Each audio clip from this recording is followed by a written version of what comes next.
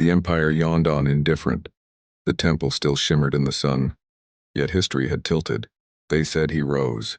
In upper rooms and along dusty roads, the followers of Jesus of Nazareth swore they had seen him, alive, radiant, bearing wounds like royal scars. Peter, once shaken by a servant girl's question, now spoke with a lion's voice. James, the skeptic brother, bowed as a servant. More than 500 claimed the same wonder. Death had been undone. Then came Pentecost, wind without weather, fire without smoke. Tongues loosed in languages never learned. Fishermen spoke like philosophers. Villagers sounded like prophets. 3,000 hearts turned in a single day, and the church, fragile as a spark, was born like a sunrise. But sparks attract storms. Stephen, face shining as if already seeing heaven, forgave the stones that crushed him. A young zealot named Saul approved the sentence, hunting believers with the fury of a man certain he was right. Yet on the road to Damascus, certainty met light brighter than noon. Saul fell blind and rose seeing.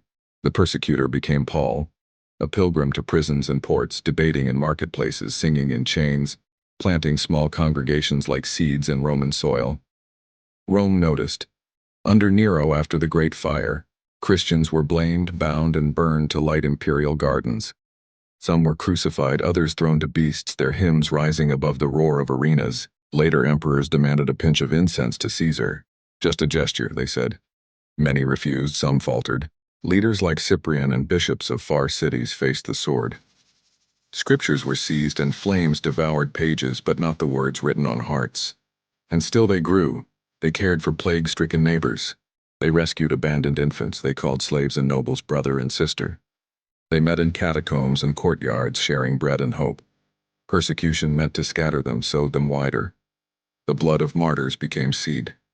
At last, when Diocletian's great persecution tried to grind the movement to dust, churches toppled, rites stripped, believers hunted, the empire discovered what iron cannot break: conviction married to love. Edicts faded, prisons emptied. In time, tolerance dawned. From a borrowed tomb to imperial courts, from whispered prayers to public proclamation, the story thundered on, a kingdom not of swords, but of transformed hearts.